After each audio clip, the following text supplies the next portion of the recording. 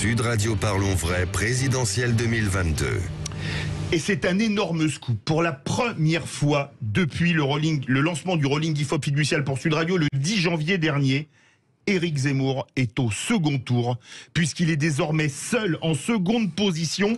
Emmanuel Macron perd 1 point à 25% de vote, d'intention de vote. Éric Zemmour gagne un demi-point, il était à 16, il passe à 16,5. Et comme Marine Le Pen était à 16,5 et perd un demi-point, elle passe à 16. Valérie Pécresse stagne à 15. Jean-Luc Mélenchon, en 5e position, perd un demi-point à 10,5. J'ai fait les barrages de courbe il y a 8 jours. Jeudi dernier, Éric Zemmour était en 4e position. Il a égalé Valérie Pécresse vendredi dernier pour se retrouver 3e ex aequo. C'était le 11 février. Le 18, il est au second tour avec 16,5. Qu'est-ce que ça vous inspire, Sophie Audujon? On a l'impression, quand on regarde sa courbe, que c'est la remontada que n'a pas faite Arnaud Montebourg. Oui, alors c'est vrai que depuis quelques... Je vous avais pas prévenu pour que vous ayez la surprise.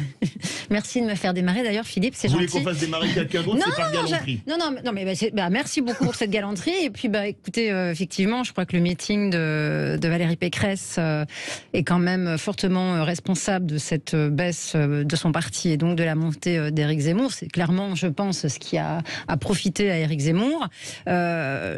Je dirais que pour le coup, Éric Zemmour a pour l'instant une campagne quasiment sans erreur. Il a fait le pari de la sincérité et force est de constater que ça convainc quand même un certain nombre de citoyens et on peut regretter, enfin en tous les cas moi je regrette, je l'avais déjà exprimé à votre micro plusieurs fois, il y a déjà de nombreux mois d'ailleurs, je regrette qu'un certain nombre des grands partis, que ce soit un grand parti de gauche ou un grand parti de droite, n'aient pas pris ce parti-là de parler sincèrement aux Français, de parler sincèrement des problèmes, d'avoir des propositions concrètes. Ça fait des mois que les uns et les autres passent leur temps à casser du sucre sur l'opposant, sans véritablement aller au fond de leur programme et de ce qu'ils proposent. Et je pense qu'à un moment, il va falloir qu'ils y aillent. Boris Faure, surpris? Oui, alors surpris, non, en fait, parce que c'est vrai qu'on fait tous des sondages de proximité, c'est-à-dire on parle le dimanche à table, en famille, on parle avec les copains au bistrot. C'est un sondage modèle réduit à table en famille, même dans une famille nombreuse.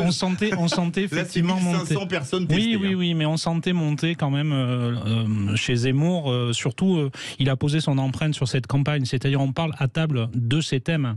Et c'est ça qui est très fort. Quand on prend la main sur un plan idéologique, le grand remplacement, qu'on soit d'accord ou pas, il l'a imposé sur la table du débat, si j'ose dire. Il y a d'autres thèmes, même sur l'école. Quand il a sorti ses propositions sur l'école, c'est l'école des blouses grises, c'est l'école presque des choristes, mais on en parle. Donc il est évident qu'à force, en fait, on a un candidat qui monte. Après, les bémols que je mets, c'est il monte, certes, Emmanuel Macron n'est pas rentré en campagne, et effectivement, comme le disait Sophie, je pense que Pécresse, son autorité charismatique en a pris un coup, parce qu'on s'est rendu compte qu'en termes d'éloquence, qu'elle n'était pas là, qu'elle n'est pas au rendez-vous, on a l'impression qu'elle n'est pas au niveau. Et ça, face à une bête de scène comme Zemmour, évidemment, elle en pâtit. Philippe Deveul. Je ne suis pas surpris, puisque je vous ai dit la dernière fois sur ce plateau que la campagne d'Éric Zemmour avait une empreinte trumpiste dans sa mise en place. Trumpiste. Pas trampiste. Non, trumpiste. Parce que il attire beaucoup de gens dans ses meetings.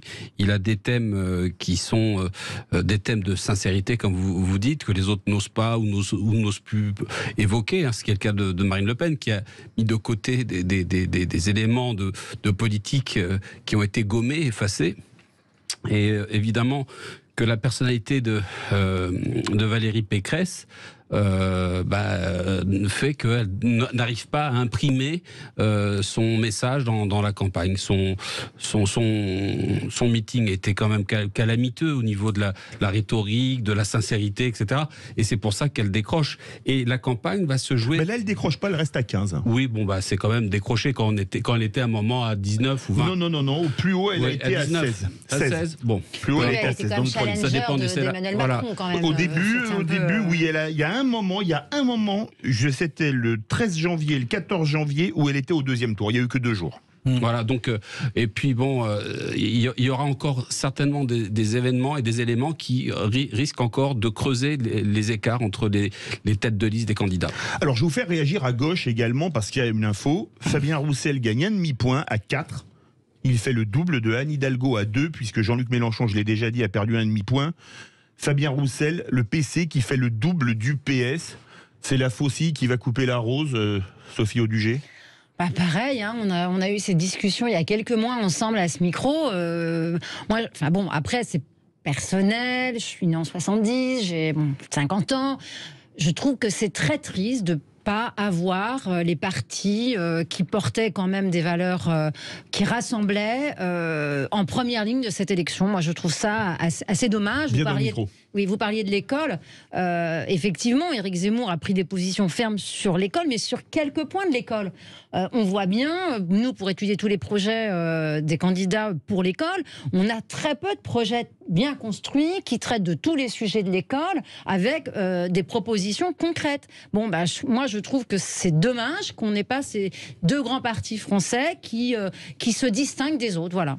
Vous qui êtes ancien socialiste, mon cher Boris Faure, voire le PS qui fait la moitié du PC, vous dites quoi? François Mitterrand revient? Moi, ce que je souhaite avant tout, c'est que la gauche gagne, donc que la gauche communiste gagne ou que la gauche socialiste gagne. Pour moi, c'est quand même, ça sera toujours la gauche qui vaudra mieux que la droite. Vous voyez, je suis un peu manichéen. Excusez-moi, je vais vous chambrer parce qu'on se connaît bien, mais penser que la gauche gagne quand on voit les scores, ce n'est plus d'un rêve, c'est du fantasme. Et sur Sud Radio, c'est avec Brigitte Lahaie, 14h à 16h dans ce domaine. On s'est tous un peu fait à l'idée qu'on allait enjamber cette élection. Finalement, personne ne l'avouera, surtout pas les candidats, mais cette élection va être enjambée par la gauche. Et l'idée, c'est d'arriver en suffisamment bon état pour en fait rebondir dans 6 ans, en fait. Et Roussel, là où il est fort, c'est que d'une part, il a réussi à détacher le Parti communiste de son image odieuse de machine de porter le bilan de l'Union soviétique. Tous ces débats sont derrière nous, mais enfin, on les a eus il y a 10, 15 ans, on les avait encore. Et ça nous retenait parfois de voter communiste. Et aujourd'hui, il parle un communiste qui est une gauche populaire. Et ça, c'est extrêmement important.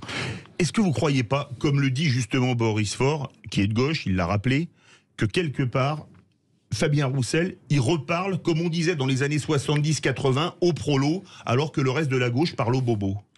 Je pense qu'il a une campagne sincère, comme on peut dire, sincère à gauche. Que, par exemple, Mélenchon exagère. Il est dans l'exagération, dans la dérive, dans le dérapage. Roussel, non, il fait une campagne, comme on dit, de bonne facture. Alors, c'est pas que je suis un ancien cadre du Parti communiste. Hein, ça serait le scoop du jour. Ça serait un vrai scoop. Mais il fait en effet une campagne qui fait le contraste avec les autres. Enfin, c'est parce que les autres sont mauvais qui devient bon, quelque part. Alors après, vous savez, avec le Parti communiste, je suis toujours assez méfiant parce que on parle de la peste brune, il y a aussi la peste rouge. Hein. Il y a eu beaucoup de sang sur les mains du PC de l'Union soviétique, hein, et pas que, aussi en Chine, au Cambodge. Donc, si vous voulez, je me méfie évidemment de ces étiquettes politiques, mais d'un autre côté, je salue la qualité d'un homme qui a la tête froide sur cette campagne. Les vraies voix, 17h14 à 17h30, notre premier débat. Le capital rapporte-t-il trop par rapport au salaire? C'est le numéro 2 de la Cour des comptes qui l'affirme.